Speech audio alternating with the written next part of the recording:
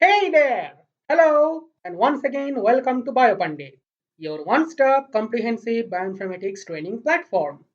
I am delighted to introduce myself as Saurav, your very own Mahapandit, and today I am going to talk about a topological parameter of DNA, twist. Topological aspects of DNA structure arise primarily from the fact that the two DNA strands are repeatedly intertwined.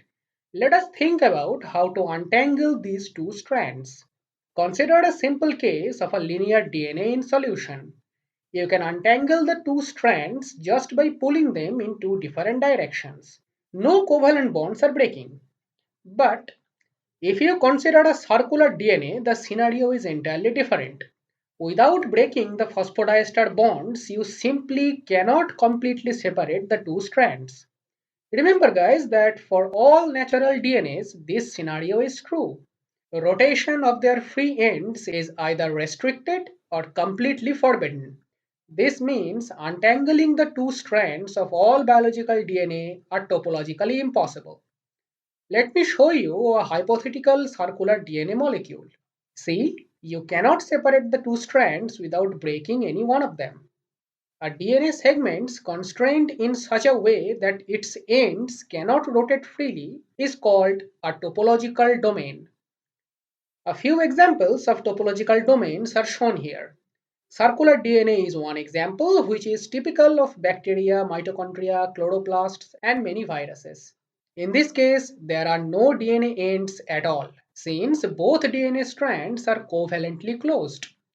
The chromosomal DNA of eukaryotes is linear overall, but they consist of large DNA loops firmly attached to the nuclear matrix. These loops represent topological domains, that is, they are equivalent to circular DNA topologically.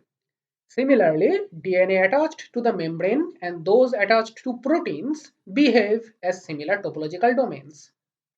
Twist is another topological parameter of circular DNA, just like linking number. Remember the base pair parameter propeller twist? This parameter represents a rotation of one base with respect to the other along the y-axis. Higher propeller twist reflects a higher helical twist of a DNA molecule. Twist is the total number of helical turns in circular DNA under given conditions.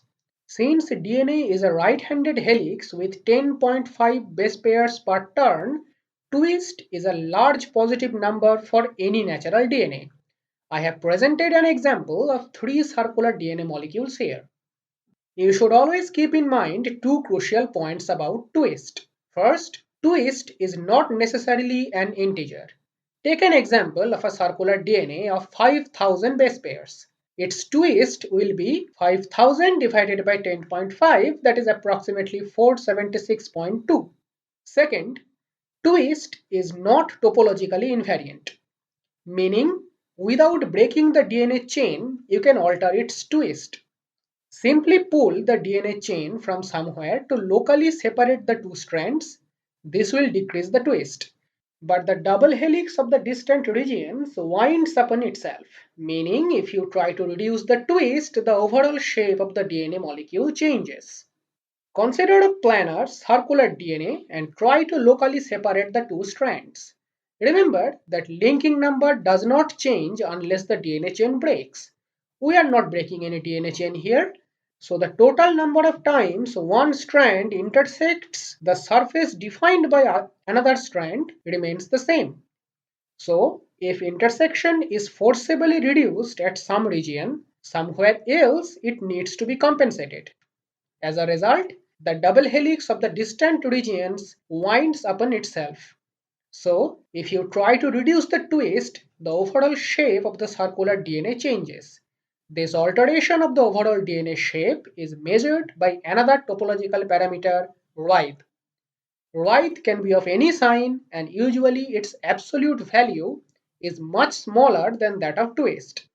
Keep in mind that just as twist, writhe is not necessarily an integer. And since writhe and twist compensate each other to keep linking number invariant, writhe is topologically variant, just as twist. Remember guys that linking number is equal to the sum of twist and writhe for any closed circular DNA. The sum of two topologically variant parameters is a topologically invariant parameter.